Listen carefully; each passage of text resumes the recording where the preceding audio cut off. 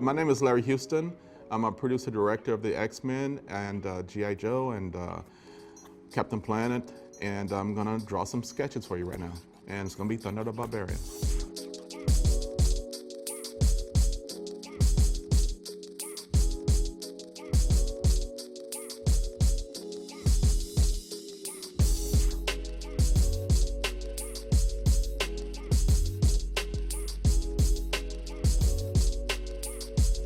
Yeah, so I would just, for me, it's like, Thundarr the Barbarian is like one of the coolest characters that I had to work on early in my career, because it was like, you know, it was so much fun to actually draw an action-adventure character. And then the fact that I'm also working on a Jack Kirby creation blended with Alex Toth, it was so cool.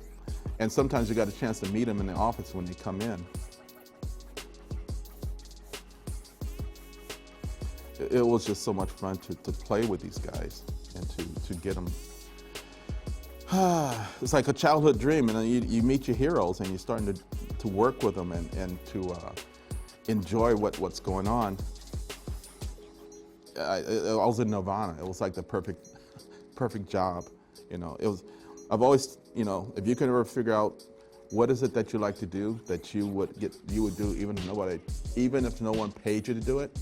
This is it for me, because I would draw no matter what.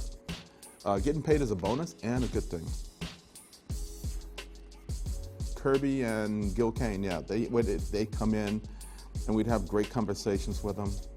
And they were really, really nice guys, and they really appreciated, I mean, for them coming out to Hollywood and meeting, they were really surprised that they were so welcomed, because what they didn't realize is that almost the entire community in animation, we were fans of their work big time. And so a comic book artist coming into animation was like it's like a celebrity.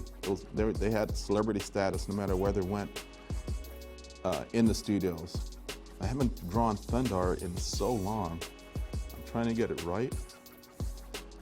That's why it's kind of sketchy here. You know? But the one thing about the animations that they tried to make sure that, because to give a character a distinctive style, but at the same time make it so that it can be animated by several people at this, you know, overseas or whatever.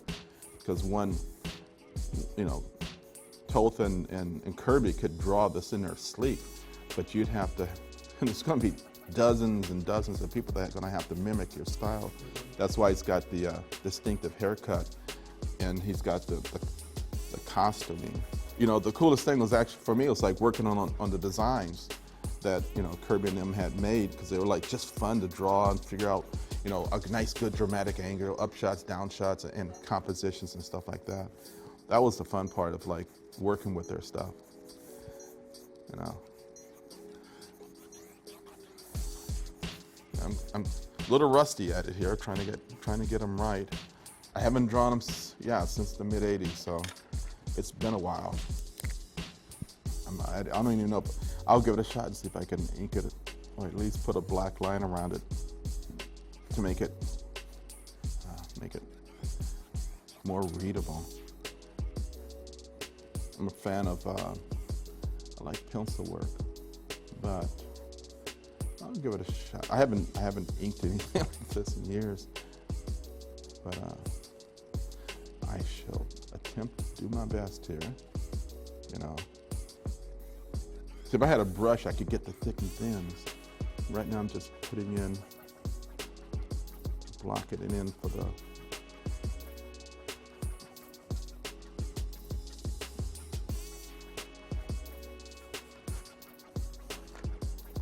It's a little lopsided. Okay, I'll make that a shadow to bounce it off. Yeah, there was another competing show at either Ruby Spears or Hanna-Barbera. They had called Galt R, which is like, you know, Thundarr.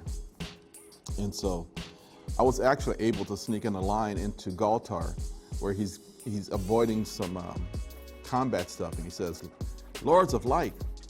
I wrote it in as a joke, and they recorded it. So if you watch, there's some scene where, you know, Galt R is flipping and flopping, trying to get away from some attack, and he says, "Lord of Light." And then the speculation went on, you know, people, oh, is he the grandson of, you know, this and that and stuff like that? And it's like, it was a joke, and they recorded it. So that's a little piece of trivia if you can locate it on in one of the episodes. You will hear him say that.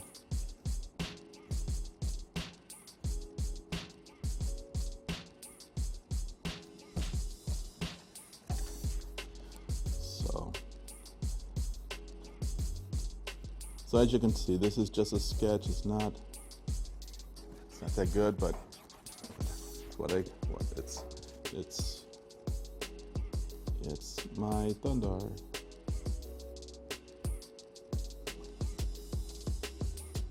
I'm not sure what the pendant is, so I'm just going to draw something there. And he's got this big furry wear.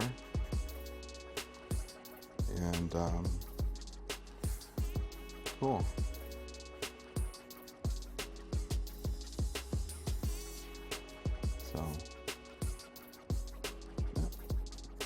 So that was you know, Thundarr was like one of the fun shows that I got a chance to be a storyboard artist on at Ruby Spears and Hanna-Barbera, and it was just I feel blessed because, like I said, I was just in the right place in the right time, and being an artist is something I would have done.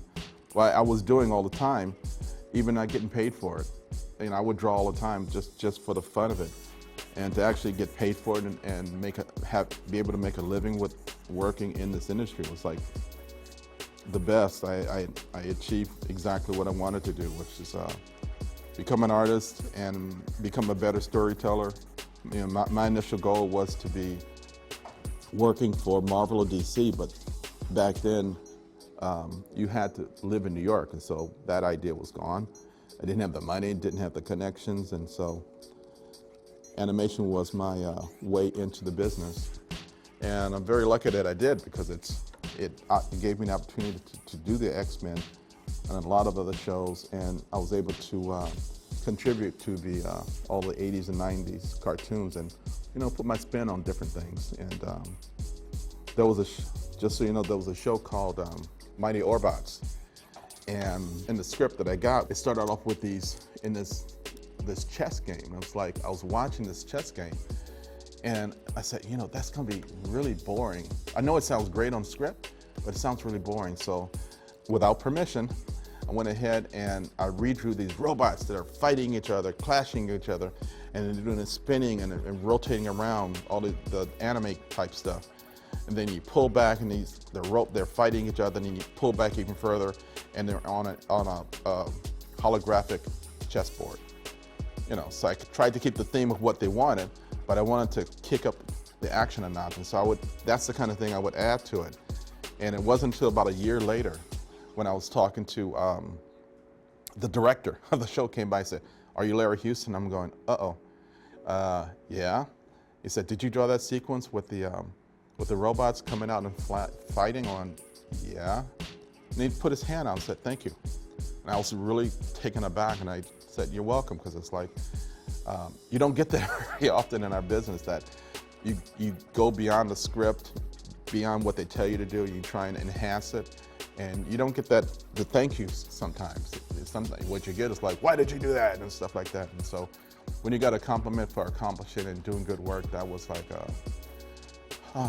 oh, someone liked the work and they appreciated my effort to try and make it better. I wasn't trying to do my own thing. I was trying to take what they had and make it better. Now, that's always what I wanted to try and do as an artist is, you know, just whatever I'm working on, make it as cool as I can. There we go.